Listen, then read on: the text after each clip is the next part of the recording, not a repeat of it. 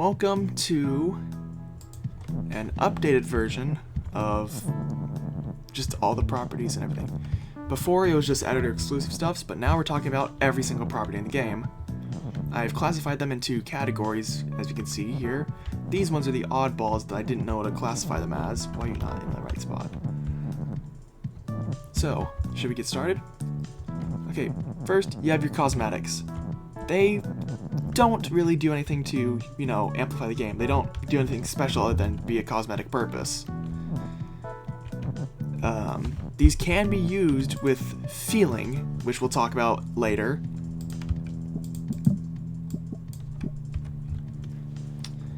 Okay, next you have your player-controlled things. Now, this is considered the secret quality, even though lots of people know about it now. 3D. It will put you into it'll give you tank controls basically. Side note, do not pair that with U or U2. It will break everything. I'm not sure if it does with select. U and U2, I'm pretty sure I know what we're doing. U is controlled by a certain set of keys, and U2 is controlled by another set of keys. By default, I think U is controlled by the arrow keys, and U2 is controlled by WASD. I don't know. You can customize the controls. Select is something that is used to enter levels, and should only be used on level packs. Cursor is select by default as a base rule. So yeah, these are your level completion type things. End. If you do object as end and U object collides with a U or U2 object / 3D object comes in contact with an end, you'll trigger the end sequence. If it's in a level pack, you'll just end the level pack and get the badge for it. And if they have credits, it'll roll the credits. Done will send you back to the main menu or give you the true ending for Baba. And yeah. Win, pretty sure you know what that does, but it wins the level and unlocks paths on the map and unlocks adjacent levels or levels attached to paths. Okay, next up we have some directional properties here. The directional properties, like up, down, left, right, they just make the object face that direction. Can be in conjunction used with facing, which we'll talk about later. Turn and deturn, yes, that's what one of them's called. Turns the object clockwise or counterclockwise, respectively, every turn. Now here we have your kind of destruction properties. Shut / open. If those two objects collide, they will both be destroyed. Hot melt, same case, but the hot object gets to survive, unless otherwise stated. Float and sink. Technically you could pair them together, but they don't come as a pair in the editor if you click on them. Sink objects, when they collide with the object colliding with the sink object, will be destroyed alongside the sink object. Float will make your object float. It can still push stuff and all that, but I don't think it will be affected by non-float things. I can't confirm that completely yet. Defeat, if a U object or 3D object comes in contact with a defeat object, the U/defeat object, or the U/3D object will be destroyed. Weak, if the weak object comes into contact with anything, including objects that are stop, it will be destroyed. Unless it has safe. Now we have your kind of movement stuff. Push, you'll be able to push stuff like text. Text is pushed by default. Pull, you'll be able to pull things, the opposite of pushing. Technically things are stop because it's pull.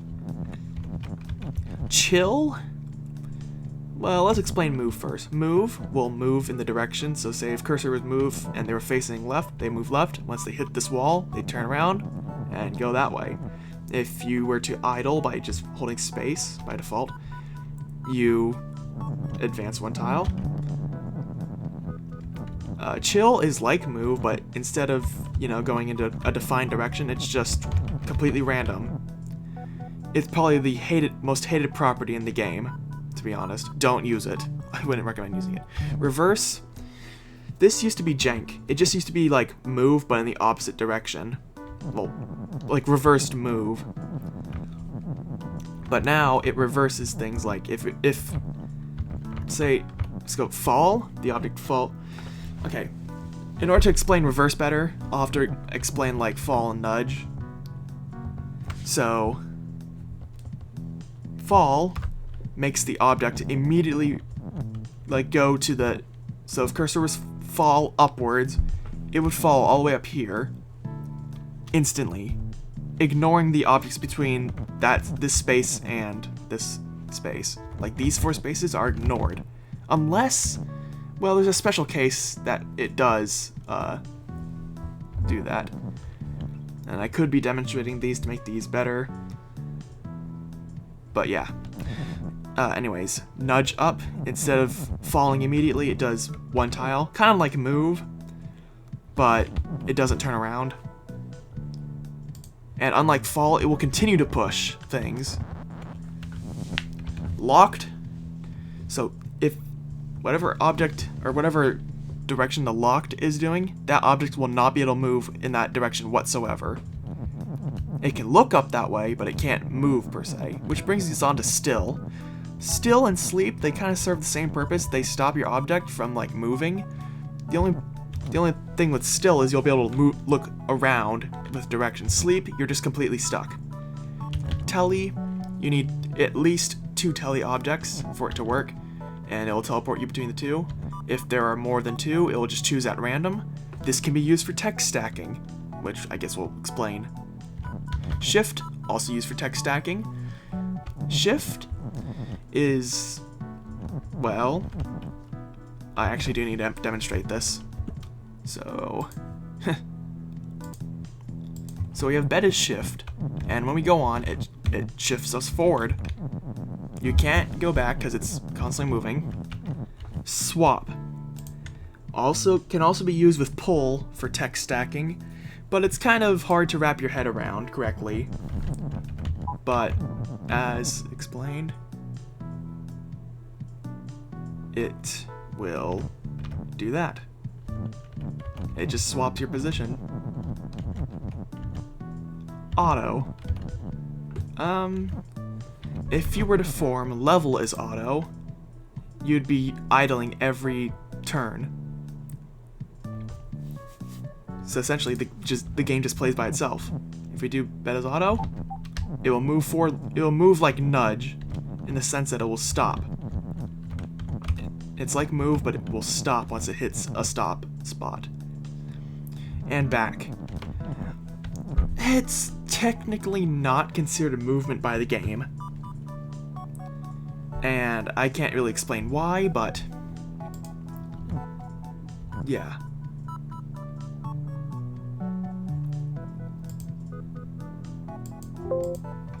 So, back just reverses all of its movement to its original point. You'll have to wait a little bit for it to happen, though. It emits a cosmetic particle effect, too, so yeah. Now we got our weird things that don't really fit into the categories. So we have bonus here. Bonus is typically used in level packs.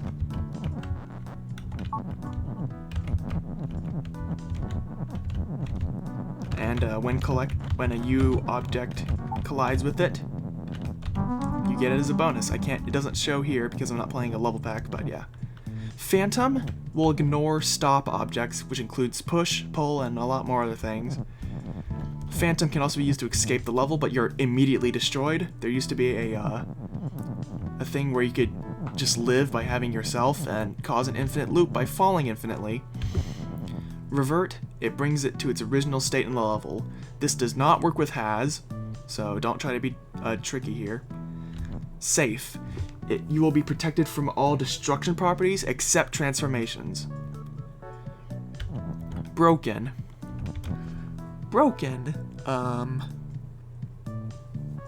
Well, broken makes the object ignore any other properties it has except broken. And it'll emit a particle effect too for cosmetic. More, I think it'd be better if I just showed it visually on what it does, but it just makes the four surrounding the four cardinal direction tiles spread out. So if we do bed is more, look, here's the particle effects of broken, and here's what happens with more. It just keeps spreading out. Note that it doesn't push anything, and also Phantom has a visual effect too. Power. This is used with a prefix called powered, and is basically just an if-then statement. More information on when I explain powered. Sorry, I'm not giving the most best explanations here, but it's late. Well, it's not late. Stop. It's kind of self-explanatory. You can't go through it. Level is stop by default and can't really be disabled either, unless you use Phantom. Bonus. Oh wait, we already explained what bonus is. Hide. There you go. Word. This one's weird. It basically makes it so this parses as text as well. So if I put like is telly, it would also form like bed object is telly. And I think that's all the properties we have. So I guess we'll get on to the verbs next. Now you see here I have things grouped out, and you notice there's not twice. It's because it can consider as a prefix and an infix. I think that's what they're called. But let's get started here. Is basically you need this for any rule you want to form. Without it, it's going to be not parsed correctly, and is generally in the middle of a noun and a property. And this can be used in multiple ways, like cursor is you and another property, or it could also do like X and Y is you. There's a lot of ways, but and just basically connects things together, you know. Has, when the has object is destroyed, whatever the object has, like say cursor has Baba, and cursor is destroyed, not transformed, destroyed, and not destroyed by done, it will create a Baba there in the space. Eat is like a conditional defeat. Basically, if you want a specific object destroying a specific object, that's how you do it with eat. Fear, it's like, okay, so the four cardinal spaces around you being up, left, down, right, those would be shift for, say, like text fear this. Text would be being pushed if I moved here. It's basically shift but one tile away from you. Except you're the one shifting stuff. Follow, this object just, it doesn't move the object, it just turns the object to face you. Play, certain objects have special sounds, but if you pair it with like big letters like A to G, I'm sorry you had to hear that letter, but it's the highest note you could play. Actually, is it registered as the highest or the lowest note? I don't remember. But yeah, it registers as that. They register music, and yep. Mimic will make any rules that one object has, it mimics that one. So like, if we had Baba here and did Baba mimic cursor, Baba would also be you, but through the rules of mimic. I haven't made any puzzles with mimic because It's kind of jank sometimes. Make, every turn, every time you're on a tile, it will make an object, like cursor make Baba. Every time cursor moved, it would create a Baba, even if they were already on a Baba. Not, it just cancels out the thing. Cursor is not you, cursor would not be you. This can be used for an infinite loop, but we won't talk about that.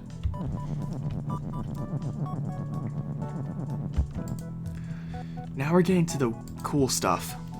Above and below, if the object's below it, something happens. If the object is above it, something happens. Beside left and beside right. Basically above and below, but for left and right. Feeling. This is best used with cosmetic stuff, but you can also use it with all these other things too. So it's a condition, like Baba feeling you is chill. Or cursor feeling select is you. Something like that. But this can be combined with not to create an infinite loop. Cursor is you. Cursor feeling you is not you. Yeah? You see that infinite loop there? Without. If the object does not, if there's no other object, it's like x without y is win. If there is no y object in the level, then x would be win. Not without makes it just like the opposite. So the object x not without y is win means that there has to be a y object in there. Facing, I think this is kind of self-explanatory. If the object is facing a certain thing, then something happens. You can use this with directions, like cursor facing left is fall left. Not facing, just if you're not facing something. If you're not facing left, you're win. Near. Near are the 9 tiles, the one you're on, and the 8 surrounding you. It used to just be the 8 surrounding you.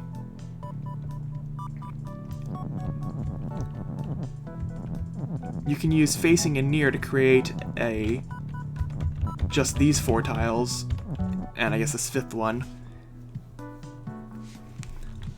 On, you have to be on a certain object. It's like, cursor on bed is you. If cursor is like right here, it would not be you. I'm sorry for the terrible explanations, I'm tired. Now, we have the prefixes. Idle. Basically every time you wait. Every time you press space, it's idling. Not. So if you did not cursor is you, everything but cursor, this excludes text, and we'll get to deeper meaning of that because we have some special nouns to go over before I end the episode, this video. So not cursor is you, that means this bed would be you. Not the text though. Lonely. If the object is literally by itself on its own tile, then it's considered lonely. Empty is a good example of something that's lonely because empty just simply doesn't exist if you're on a tile. But bed would not be lonely right now. Cursor would not be lonely right now. Not lonely means you have to be with something. Often, these are RNG things. Often, seldom are RNG. Not often, or often is a 3/4 chance of the object doing something you want it to do. Not often would be 1/4. Seldom is a 1 in 6 chance, and not seldom is a 5 in 6 chance. I'm pretty sure. Powered, again, power and power for if-then statements, like